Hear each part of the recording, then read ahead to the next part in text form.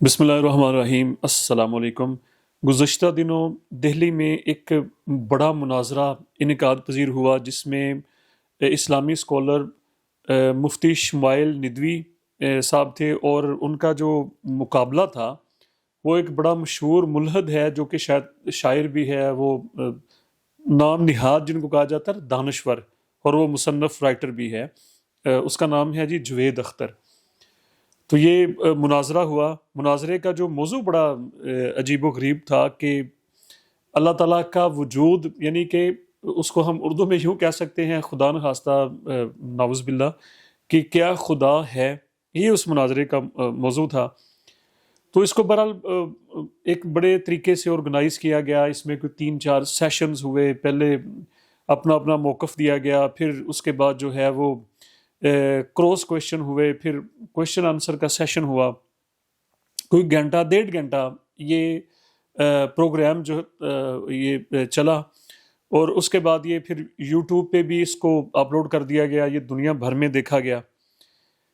اب سوال یہ پیدا ہوتا ہے کہ اس مناظرے کا کیا اثر ہوا؟ یہ ایک بہت بڑا سوال ہے۔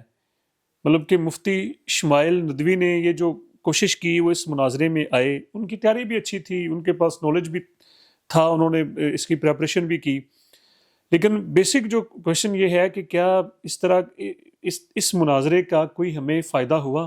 اسلام کو کوئی فائدہ ہوا، اس کا کیا ہمیں میسج ملا، یا نوجوان جو نسل ہے ان کو اس مناظرے کا کیا میسج ملا؟ جب سے یہ کائنات بنی ہے، مطلب کہ جب سے اللہ تعالیٰ نے انسانوں کو پیدا کیا ہے، تو انسانوں کا ایک بہت بڑا جو گروہ ہے، یعنی کہ ساتھ ہی پھر انبیاء اکرام کا سلسلہ شروع ہو گیا۔ سب سے پہلے حضرت آدم علیہ السلام، تو اللہ تعالیٰ نے ساتھ ہی کمیونیکیشن کا سسٹم بھی شروع کر دیا۔ انسانوں کو ہدایت کا راستہ، جو اللہ تعالیٰ کا جو پیغام ہے، وہ اس کا بھی ساتھ ہی اہتمام کر دیا، ان کو کھلا نہیں چھوڑا۔ تو بہت بڑا جو انسانیت کا جو حصہ ہے، بہت بڑا طبقہ جو انسانوں کا جو گروہ ہے، وہ پہلے دن سے ہی وجود باری تعالیٰ کا قائل ہے، یعنی کہ اس میں کوئی دوسری، یعنی کہ یہ ایک چند مخصوص یہ لوگ ہیں کہ جو اللہ تعالیٰ کے وجود کے منکر ہیں، اور یہ شروع دن سے ہیں۔ یعنی کہ ان کے اوپر بڑی بڑی بحثیں، بڑے بڑے، اگر ہم پیچھے چلتے چلے جائیں، جب یہ فلسفے کا دور تھا، ہارون الرشید کے دور میں، جب بڑی ایک مملکتیں اسلامیہ تھی، بغداد کے دور کی ہم بات کر لیں، تو یہ ان کو قائل کرنے کی، یعنی کہ امام ابو حنیفہ کے ساتھ جو ہے اس دور کی ہم بات کر لیں، تو یہ جو ملحد جن کو کہا جاتا ہے، ایتھیسٹ، یہ دیکھیں ایک بات ذرا ذہن میں رکھ لیں کہ یہ جو ہدایت ہے، یہ جو اللہ تعالیٰ کی جو آشنائی ہے، ایمان جو ہے، یہ سب سے بڑی ایک اللہ تعالیٰ کی یہ نعمت ہے، اور یہ اس کی طرف سے یہ چیزیں عطا ہوتی ہیں۔ یعنی کہ جس کو ہدایت دینی ہے، جیسے قرآن پاک میں اللہ تعالیٰ نے فرما دیا ہے کہ جن کے دلوں کے اوپر جو ہے وہ اس نے مہریں بٹھا دی ہیں، یعنی کہ تالے لگا دیے ہیں، ان کی سکت نہیں ہے کہ وہ حقیقت آشنا ہو جائیں، ان کو حق جو ہے وہ سمجھ آ جائے، ان کے ذہن میں وہ باتیں سرائی۔ جب انسان نے ایک بات کا فیصلہ کر لیا ہوتا ہے کہ میں نے یہ بات نہیں ماننی، فرض کر لیں کہ دن ہے، سورج ہے، روشنی ہے، تو وہ ایک بندہ اس کا منکر ہو جاتا ہے کہ جی میں اس چیز کو نہیں مانتا، جی یہ ہمیں نظر کچھ آ رہا ہے، اس کے پیچھے حقیقت کچھ اور ہے۔ جب فرض کر لیں بہت زیادہ سردی ہے، تو ایک چیز اس کا منکر ہو جاتا ہے، وہ کہتا ہے جی کہ نہیں میں اس کو نہیں مانتا، جی آپ ثابت کریں، آپ یہ کریں، آپ وہ کریں۔ تو اللہ تعالیٰ کے وجود کے اوپر ہمیں دیکھیں، کیا ہم ایسے جو میں ان کو کہوں گا کہ ایسے جو پاگل لوگ ہیں، منحرف لوگ ہیں، راہ راست سے جو بھٹکے ہوئے لوگ ہیں، تو ان کی اتنی امپورٹنس ہے کہ ہم ان کو لوگوں کا مجمع ہم اکٹھا کر لیں، ان کو ہم اکٹھا کر لیں، اور جناب ہم اللہ تعالیٰ کے وجود کے اوپر ان کو دلائل دینا شروع کر دیں، جو کہ شاید اپنے باپ کے بھی منکر ہیں، اپنی تخلیق کے بھی شاید جو ہے یہ ان کو سمجھ میں یہ چیز نہیں آئے گی کہ یہ جی کیسے ہو سکتا ہے کہ ایسے انسان کی جو ہے وہ تخلیق ہو گئی، جی اس کو ثابت کریں۔ تو یہ اللہ تعالیٰ کے طرف سے یہ روندہ درگاہ جیسے لوگ ہوتے ہیں، یہ بھٹکے ہوئے وہ لوگ ہیں کہ جن کی سکت نہیں۔ اللہ دعا تو ہے کہ ایسے لوگوں کو اللہ تعالیٰ ہدایت جو ہے وہ نصیب کرے۔ اب ایمان کی جو روشنی ہے، ایمان کی جو کرنیں ہیں، وہ ان کے دل و دماغ میں بھی داخل ہو جائیں اور ان کا جو باطن جو ہے وہ روشن ہو جائے. ادروائز جیسے وہ باتیں جی یہ کیوں ہو رہا ہے، وہ کیسے ہو رہا ہے، وہ جو جب انکار جس نے کر دیا، جو دلائل کی کیا بات ہے، ہم کیوں ان کو دلائل دیں، ہمیں کیا ضرورت پڑی ہے کہ ان کو اکٹھا کریں، ان کو امپورٹنس دیں. جس طرح سے میں نے کہا کہ یہ جو لوگ ہیں ایتھیسٹ ٹائپ کے جو ملحد ہیں، دہریے جن کو کہا جائے، یہ شروع دن سے ہیں، جب سے یہ دنیا ہے، یہ اس کا اللہ کے رنگ ہیں. ایسے لوگ بھی ساتھ ساتھ چل رہے ہیں. اب ہمارے لیے دیکھیں سرکار دو عالم صلی اللہ علیہ وآلہ وسلم کی جو ذات گرامی ہے، جو سرکار دو عالم صلی اللہ علیہ وسلم کی جو ہستی ہے، وہ ہمارے لیے ذریعہ نجات ہے، وہ منبع رشد و ہدایت ہے ہمارے لیے. ہم نے دامن مصطفیٰ صلی اللہ علیہ وآلہ وسلم کو مضبوطی سے تھام لینا ہے. اسی میں ہی ہماری ہدایت ہے، یہی ہمارا علم ہے، یہی ہماری ریسرچ ہے، یہی ہماری تحقیق ہے کہ آقا کریم صلی اللہ علیہ وسلم کا دامن تھام کے پھر دیکھیں کیسے دنیا ہمارے سامنے روشن ہو جائے گی. کیونکہ آپ کا جو علم ہے، آپ کی عطا کردہ جو معلومات ہیں، آپ کا افاقی علم ہے، وہی کے ذریعے، کشف کے ذریعے، یعنی کہ ڈائریکٹ آپ دیکھیں، ہم ذرا اس علم کی جو ہے وہ دیکھیں، اس کی نوعیت ذرا دیکھیں کہ جو وہ علم جو کہ ڈائریکٹ، جو کہ کریٹر ہے، گاڈ جو ہے، اللہ تعالیٰ کی ذات جو ہے، ڈائریکٹ جبریل اپنے فرشتے کے ذریعے وہ سرکار دو عالم صلی اللہ علیہ وسلم کو جو علم عطا کر رہی ہے اس کائنات کے بارے میں. قرآن پاک میں جو چیزیں موجود ہیں، سرکار دو عالم صلی اللہ علیہ وسلم کی جو پشین گوئیاں ہیں، اور آپ صلی اللہ علیہ وآلہ وسلم کے جو نام لیوا جو ہیں، ان کی زندگیاں جو ہیں، صحابہ کرام کی آپ زندگیوں کو سٹڈی کر لیں. یعنی کہ سرکار صلی اللہ علیہ وسلم تو امام الانبیاء ہیں، خاتم النبیین، وہ تو ہیں ہی ہیں، ان کا تو مقام عرفہ اللہ ہے ہی ہے. آپ کے جو تربیت یافتہ جو لوگ ہیں، انہوں نے دنیا کی کروٹ کیسے بدلی ہے، دنیا کو کیسے علم بانٹا ہے، دنیا کو کیسے روشنی بانٹی ہے، کیسے کامیاب وہ لوگ ہوئے ہیں. یعنی کہ اس کی میں اکثر مثال دیتا ہوتا ہوں. یہ پوری دنیا نے دیکھا کہ 1937 میں حضرت حذیفہ یمنی رضی اللہ تعالیٰ عنہ، حضرت جابر بن عبداللہ، پوری دنیا نے دیکھا، ان دہریوں نے بھی دیکھا، ان ملحدین نے بھی دیکھا کہ جب ان کی جو قبروں میں پانی آیا اور پھر ان کی قبروں کو دوسری جگہ پہ شفٹ کرنا تھا، اور ان کی جو اجسام مطہرہ جو تھے وہ کیسے اصل حالت میں، یعنی کہ 1000 سال گزر گیا، 10 صدیاں، 10 سینچریز، یہ لوگ مانیں گے؟ یہ اس کے بھی منکر ہو جائیں گے کہ جس نے بھی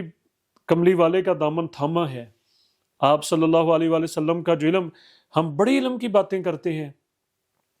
ہمیں تو جناب اپنے پل کا پتہ نہیں، بڑے بڑے ہم دعوے کرتے ہیں. خدائی دعویٰ فرعون نے بھی کیا تھا، کیا حشر ہوا، نمرود نے بھی کیا تھا، کیا حشر ہوا. اللہ تعالیٰ نے ان کو مقام عبرت بنا دیا. یعنی کہ اللہ کا جو نظام ہے، اللہ کا جو، یہ ایسے سمجھ میں آنے والی چیزیں نہیں ہیں،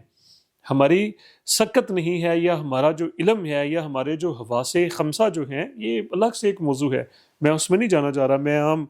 دوستوں بھائیوں کے لیے، جو سٹوڈنٹس ہیں، ان کے لیے جرنل وے میں بات کرنا چاہ رہا ہوں کہ یہ بحث ہی ہمارے نزدیک جو ہے، یہ بالکل اس کو سائڈ پہ کر دیں. ہمارا کوئی مقصد نہیں ہے. یہ شمائل ندوی نے جو اس کو امپورٹنس دی، میں ذاتی طور پہ میں یہ کہتا ہوں، میں اس کے بھی خلاف ہوں. ہمیں کوئی ضرورت نہیں ہے، ہم اللہ کے وجود کا دفاع کریں. کیوں؟ اللہ وہ اس میں کوئی، اس کے اوپر تو بات ہی کرنا جو ہے وہ میرے نزدیک، میں جو سمجھتا ہوں کہ وہ ٹھیک نہیں. اللہ کی ذات کے اوپر، جس نے ہمیں پیدا کیا، جس نے ہمیں روشنی عطا فرمائی،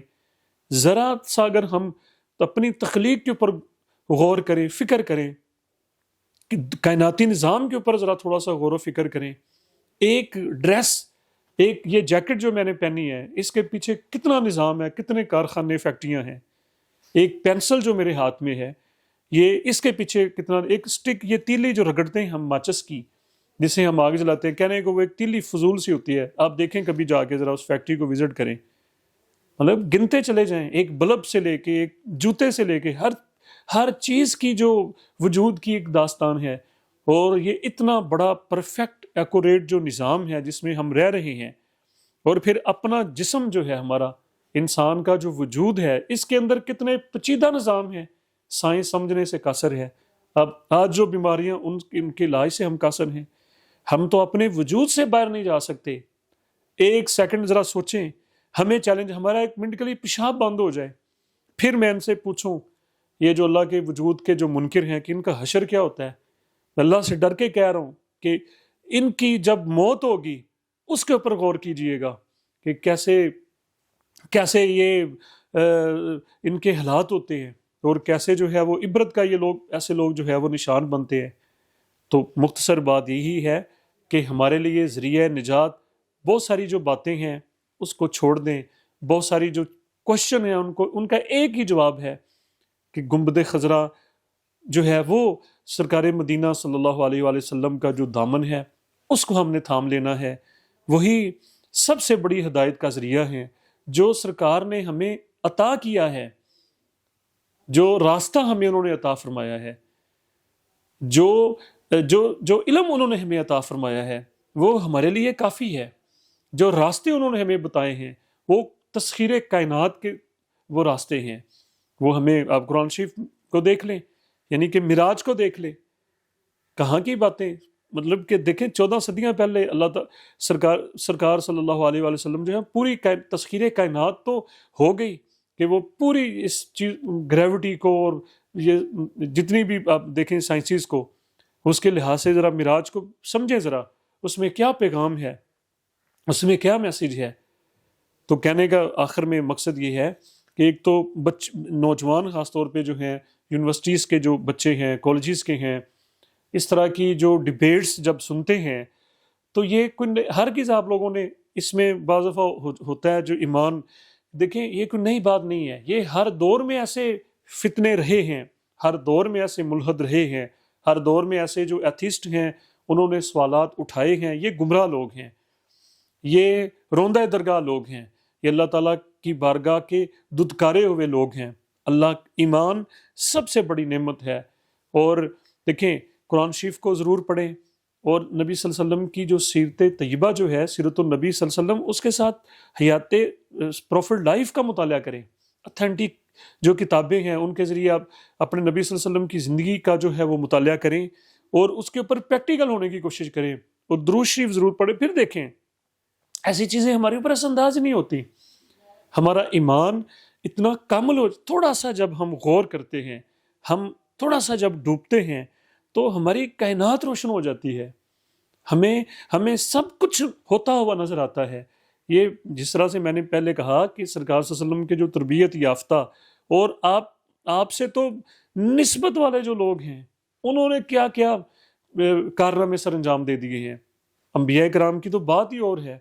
پھر خاتم النبیین صلی اللہ علیہ وسلم کی تو ہستی، ان کا مرتبہ ہی ایک اور ہے، لیکن آپ کے ساتھ جو منسلک جو لوگ ہیں ان کی زندگیاں، انہوں نے ہزاروں، لاکھوں، کروڑوں لوگوں کی زندگیاں جو ہیں وہ تبدیل کر دیں۔ تو لہٰذا ایسے جو لوگ ہیں، گمراہ جو لوگ ہیں، ان کی باتوں میں آنے کی، ان سے اثر قبول کرنے کی ہمیں ہرگز ضرورت نہیں ہے۔ اور ایسے میں سمجھتا ہوں کہ مناظروں کی بھی ہمیں ضرورت نہیں ہے، کیونکہ اللہ تعالیٰ ہے، وہ ہے، اس کے اوپر کوئی سوال نہیں ہے، اس کے اوپر کوئی ہمیں نہ دلیل دینے کی ضرورت ہے، نہ ہمیں دلیل لینے کی ضرورت ہے۔ ہمارے لیے سب سے بڑی دلیل جو ہے وہ ہمارے نبی صلی اللہ علیہ وآلہ وسلم کی زندگی ہے جو ہمارے پاس موجود ہے۔ ہمیں اللہ تعالیٰ عمل کی توفیق عطا فرمائے۔ بہت شکریہ۔